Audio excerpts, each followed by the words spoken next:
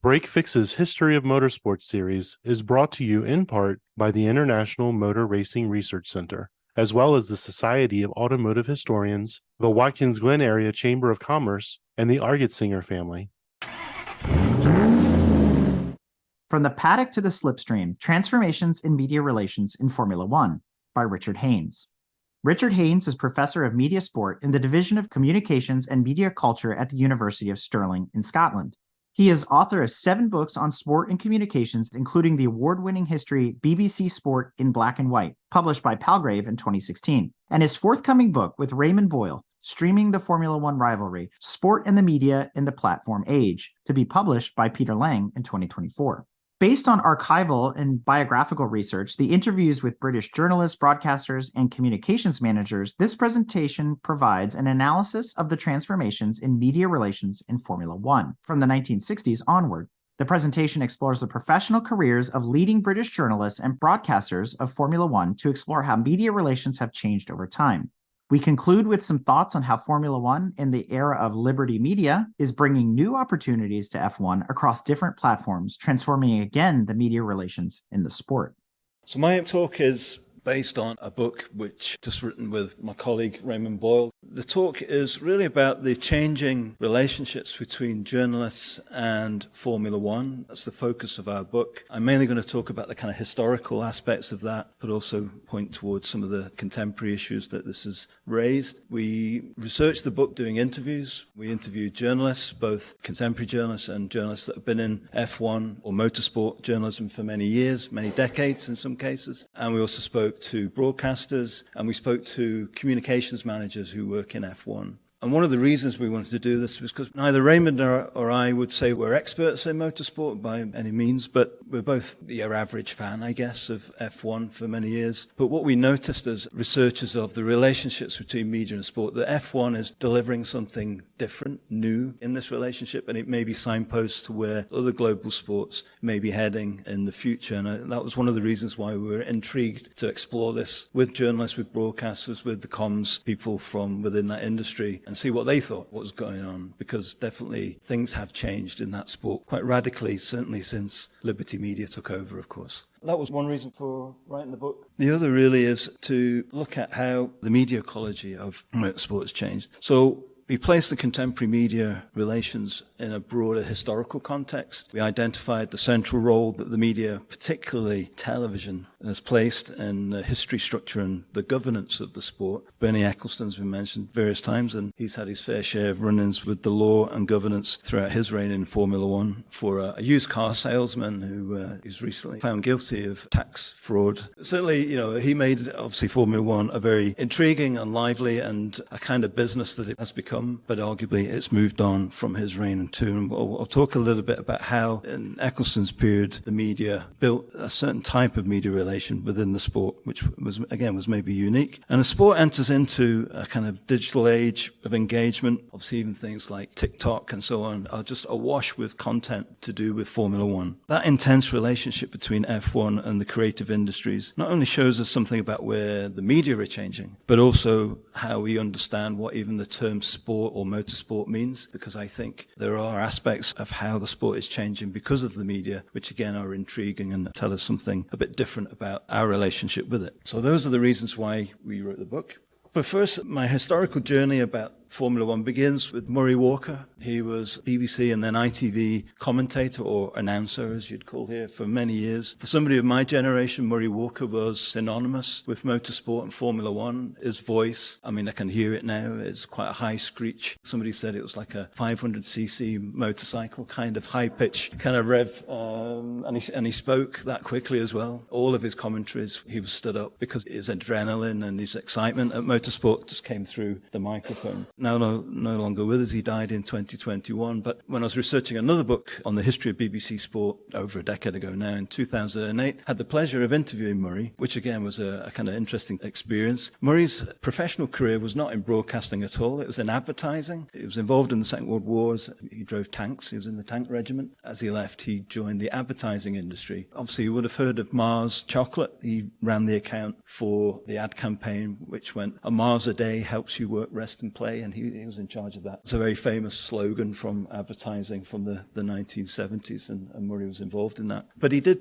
commentary part-time. When I interviewed him, he said, if you ask me how did I get into broadcasting, he said it was nepotism. My dad and his dad Graham was a radio commentator in the 1930s for the BBC and also raced motorbikes. And it was that passion for motorbikes that mainly led Murray to get into broadcasting. So he did it part-time. But one of the most interesting things he said to me, to quote him there, he said, I believe motorsport needs explaining more than other sports, partly because most people haven't done it. Whereas with most other sports, they have done it, whether it's cricket, football, soccer, tennis. Most people at a participatory level have played these sports, but motorsport is different. Most people haven't done it. And partly because also the equipment itself, the technical aspects of the cars or the motorcycles. It's an interesting quote because I think that still resonates today, doesn't it? Most people have never raced cars, and certainly most people have never sat in an F1 car. So the job of the broadcaster to explain what's going on is quite a difficult one, in a sense, for us, the audience, to pick up on that. And that plays through into some important aspects of how television in particular works in its coverage of motorsport and F1, and why in the 1970s, that again we've heard the name James Hunt mentioned, and Murray Walker commentated with James Hunt, who very quickly became a kind of the analyst for the BBC coverage of Formula One in the 1970s, and also people like Jackie Stewart as well. And today for Sky Sports, Martin Brundle is probably the most well-known ex-driver that does broadcasting for F1 British television. But for all the journalists, broadcasters and communication professionals we interviewed, the route to becoming an F1 journalist involved elements of luck and happenstance. Really, was the professional journey into F1 journalism by design or straightforward? Rather, journalists followed their instincts of the kind of career that they wanted and developed their craft of journalism and moved quickly when an opening appeared into their chosen career. And another good example of that, apart from Murray's, I guess, was Maurice Hamilton, again, a well-known motorsport journalist, but also author from Ireland. He explained that as a young man in Ireland, he was very passionate about motorsport and just wanted to get some association with it, to be on the track, at the side of the track, to see his heroes. And so he wrote just randomly as a young man to a guy called Ian Young, who was a columnist for Autocar, but also a friend of Bruce McLaren and had strong associations with the McLaren team. And for whatever reason, Ian Young said, well, come over to Britain, and he took him under his wing. Hamilton was kind of held onto his coattails, he was sideman of coverage and interviews around motorsport and F1 again in particular, and introduced Hamilton to the kind of top tier, to the team managers, to drivers, sponsors and so on at a very early age. And he said he was incredibly lucky. He just happened to be at the right time, the right place, probably his face just fitted for whatever reason. From that very early experience in his early 20s and having that network very early in his career, was able then to become The Guardian's motorsport correspondent in the 1970s, and then has gone on, still is, reporting on motorsport decades later. One of the interesting things about motorsport, when generally you look at it in terms of its relationship with the media, is the longevity of some of the publications within it, and some of the journalists that have had really long careers in association with Formula One. Again, some years ago, I was asked to do an Oxford Dictionary and National Biography entry for a guy called Bill Boddy, and Bill Boddy was the editor of Motorsport from 1936 to 1991, and he continued to write for the magazine until his death in 2011. That was an 81-year career as a journalist in motorsport, and at the time, he was not only the longest-serving editor in the British media, but I think the longest-serving journalist non-stop in the world. 81 years, which is quite incredible. So Boddy was by far and away, one of the more fascinating characters that I've come across from the world of motorsport journalism. His career began when he visited Brooklands as a young man or a young boy in 1926, and he published his first article on the history of the Brooklands motor track in 1930. Boddy developed a career as a freelance motor journalist, and after a brief spell working in a motorcycle shop, his first editorial role came in 1933 as the editor of Brooklands Track and Air, for which he also road tested new cars as a passenger because he hadn't passed his driving test. The image of Grand Prix racing has also been key to our popular imagination of the sport. The brand of Ferrari, for example, is heavily linked to the rise of sport photojournalism in the 1960s. Italian photojournalist Franco Lini was one of the first journalists to travel to all Grand Prix races around the world, reporting for the journal Auto Italiana. Enzo Ferrari was so impressed with Lini's knowledge, his contacts, his multilingual capabilities, he offered him the job of team manager in 1966 and helped in the changing of, again, we heard about the image of motorsport and the image of the Scuderia from that period. The brand and the imagery that goes with Ferrari really all links back to the work of Franco Lini and a lot of his photographs from the 50s and 60s. We interviewed a number of former editors and photographers of motorsport magazines who had followed in the footsteps of Body and Lini. This included people like Matt Bishop, who latterly was the comms manager for Aston Martin F1 team, but previously had spent nearly 30 years as a journalist and editor of F1 Racing, which then became GP Racing, now part of the Motorsport network. And he remarked about the importance, as a young boy, very passionate again about soccer, and he had a subscription to a soccer magazine, but going in to collect it one day, he saw a copy of Autosport on the shelves. He was just intrigued. Again, I think it was an amazing image of an F1 car on the front. His fascination got the better of him. He changed his subscription from a soccer magazine to a motorsport magazine, and the rest is history. From that point on, all he wanted to do again was get close to the drivers, get close to the cars, and develop a career in the business. I suppose one of the things to say finally about the longevity of some of these titles is that obviously they've had to change as the media ecology has changed. So obviously Motorsport is not only a magazine in print, it's a website. It works across different platforms. It does video, it does podcasts, it does lots of social media as well. So again, how the longevity of motorsport magazines has changed over time has had to change with the technology that delivers them and how people want to read them. The history of broadcasting in F1, and again, forgive me, the focus here really is on the UK. Different nations have different kind of broadcasting histories around sport, not least in the United States. Britain has a quite distinct, I would say, history of broadcasting sport and particular motorsport. And that's mainly because the BBC itself continues to be publicly funded through a license fee and doesn't take advertising. Although I know if you watch BBC America here, you'll see lots of advertising. But in the UK, still, there's no spot advertising between programmes on the BBC, even though it arguably works more and more as a commercial type broadcaster in many ways. The first notable radio broadcast on the BBC on the subject of Grand Prix racing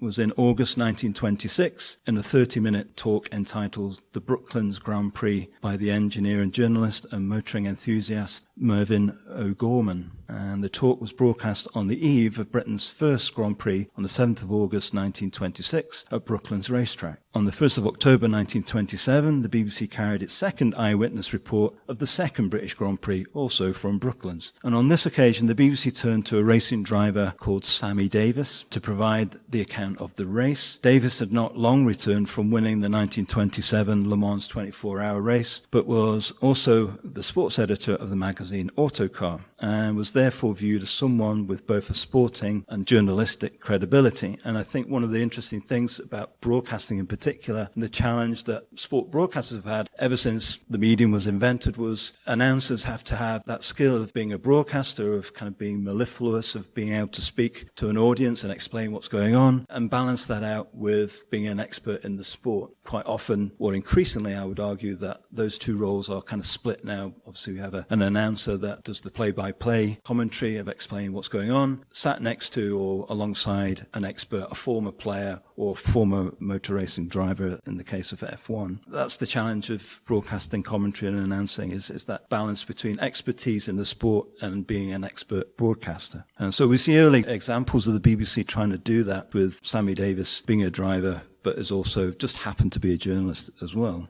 It was not until 1950 that the BBC found its main voice of motorsport with a guy called Raymond Baxter, again a long-standing broadcaster in the UK. What's quite interesting about this period, all these guys were involved in the war in some shape or form. Baxter was a fighter pilot in the Second World War, but also spent some time working for British Forces Network Radio in Hamburg during his time in the forces. He entered the BBC as their first motoring correspondent in 1946. He worked across radio and television, not only active as a broadcaster, but also as a motor racer himself. He competed in 12 Monte Carlo rallies and quite often did radio reporting as he was was doing the racing. One of the interesting asides about the BBC and the Monte Carlo Rally is in, I think, I might say 1958, they entered a London taxi into the Monte Carlo Rally from Glasgow to Monte Carlo. One of the doors fell off as they got on the ramp to go on the ferry across to France. So they did most of the race without one door.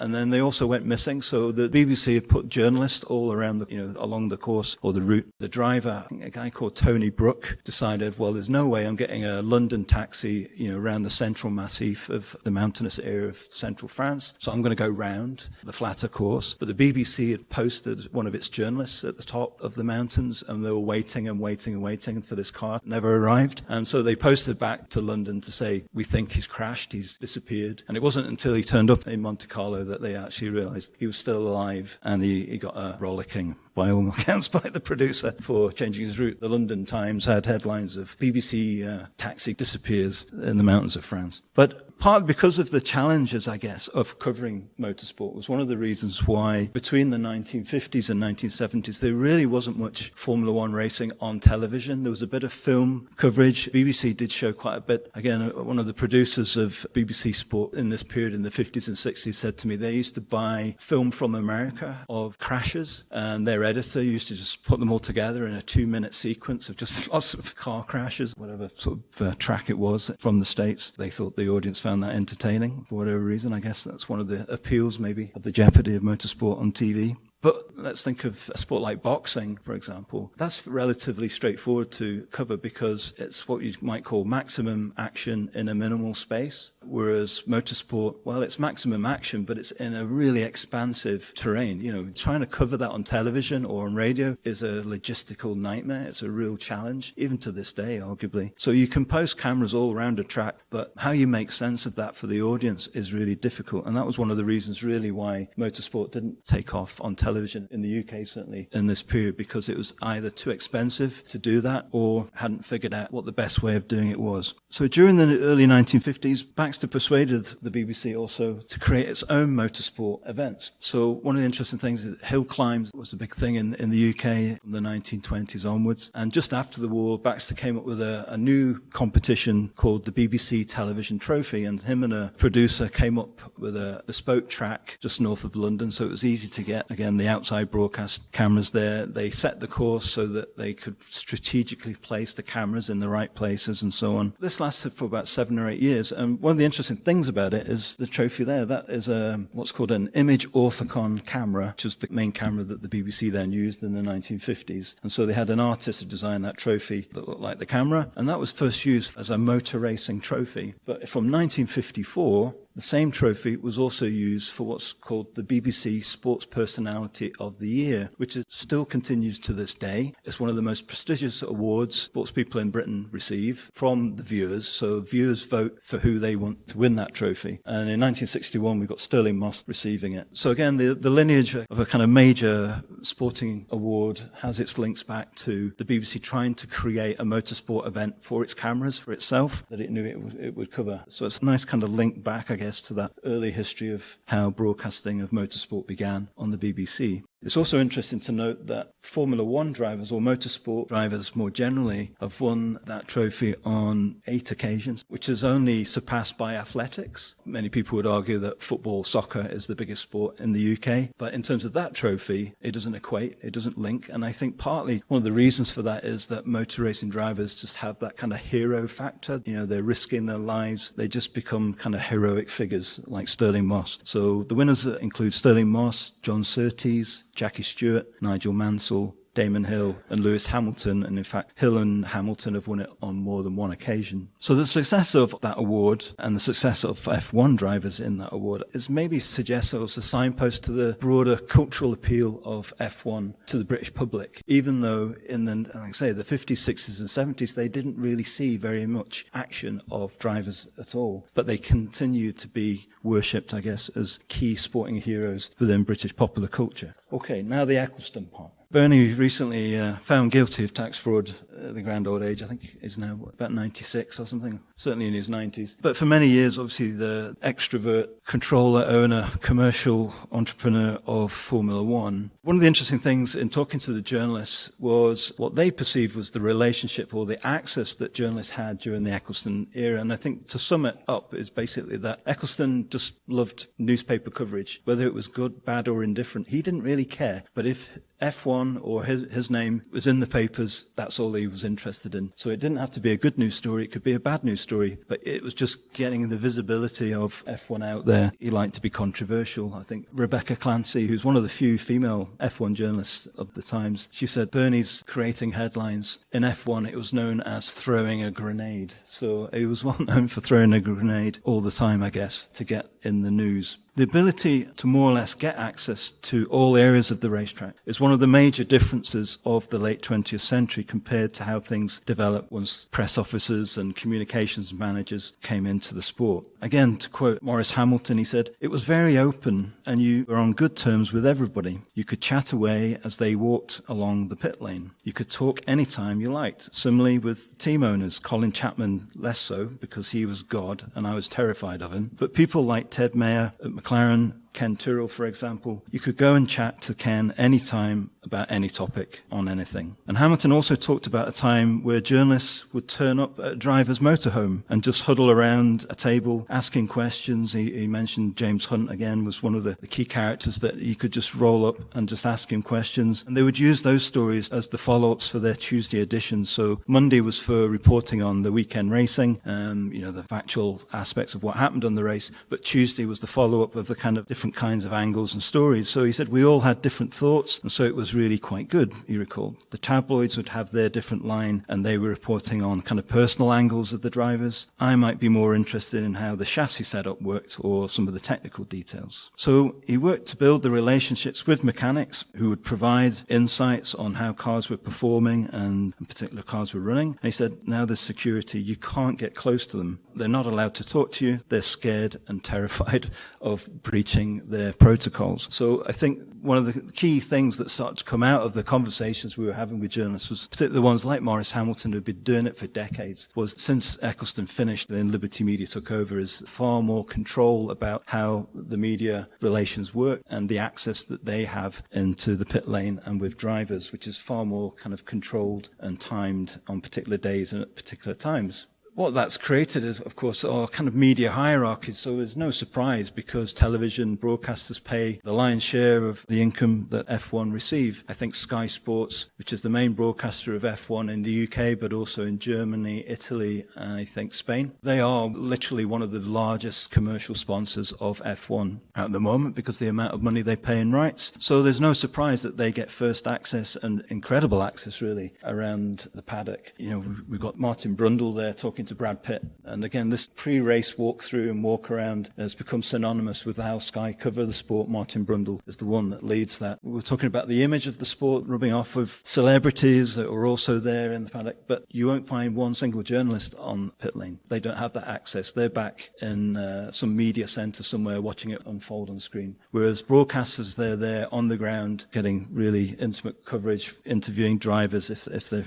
prepared to talk before the race. Sports writer Richard Williams, again, who wrote a fantastic book, Racers, which is about the 1996 season when Damon Hill won the championship, and a great insight into, again, how one season unfolds and the narrative unfolds around a story. He argues that then, so again, we're going back to the 1990s and until maybe 10 years ago, I would say, that television provided the images, but it was the tabloid newspapers that provided the stories for the British public around F1. So for a good 20, 30 years, newspapers remain important for telling the stories, for the angles, for celebrity culture around sport, and some of the scandal, of course, around the sport. But he argues that that's now changed. Newspapers just don't have that leverage anymore. And another interviewee, Andrew Benson from the BBC Sport Online, he acknowledged that broadcasters are definitely ranked higher than the written media, and where there is high demand for interviews and drivers are selecting who to talk to, they will always go to broadcasters first. They will not choose a journalist, even an online journalist for a reputable organization like the BBC. They will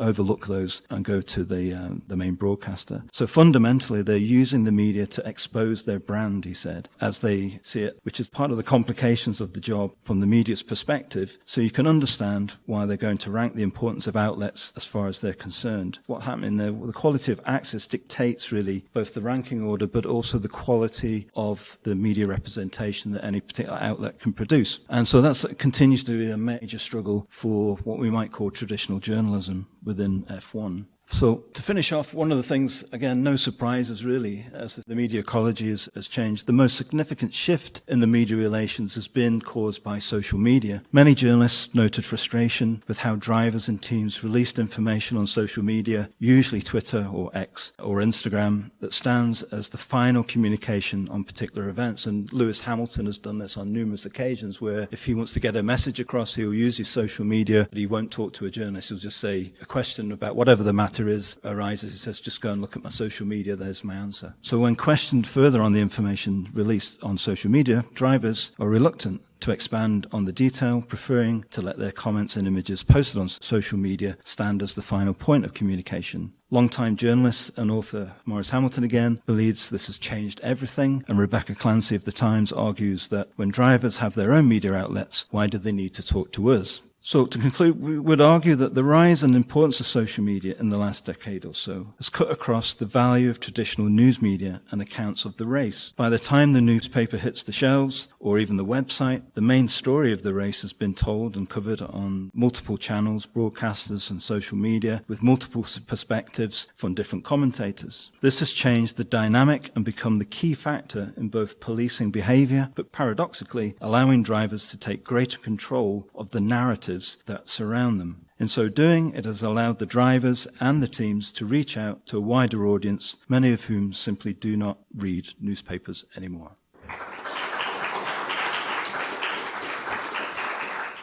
This episode is brought to you in part by the International Motor Racing Research Center. Its charter is to collect, share, and preserve the history of motorsports, spanning continents, eras, and race series. The center's collection embodies the speed, drama, and camaraderie of amateur and professional motor racing throughout the world. The center welcomes serious researchers and casual fans alike to share stories of race drivers, race series, and race cars captured on their shelves and walls and brought to life through a regular calendar of public lectures and special events. To learn more about the center, visit www.racingarchives.org.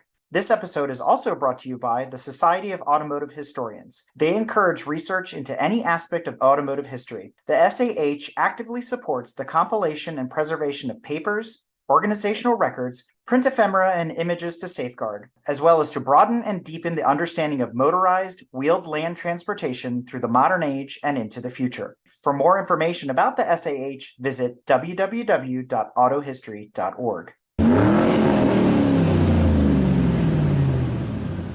We hope you enjoyed another awesome episode of Break Fix Podcast, brought to you by Grand Touring Motorsports. If you'd like to be a guest on the show or get involved, be sure to follow us on all social media platforms at Grand Touring Motorsports. And if you'd like to learn more about the content of this episode, be sure to check out the follow-on article at gtmotorsports.org. We remain a commercial-free and no annual fees organization through our sponsors, but also through the generous support of our fans, families, and friends through Patreon. For as little as $2.50 a month, you can get access to more behind-the-scenes action, additional pit stop minisodes, and other VIP goodies, as well as keeping our team of creators fed on their strict diet of Fig Newtons, gummy bears, and Monster. So consider signing up for Patreon today at www.patreon.com/GT Motorsports. And remember, without you, none of this would be possible.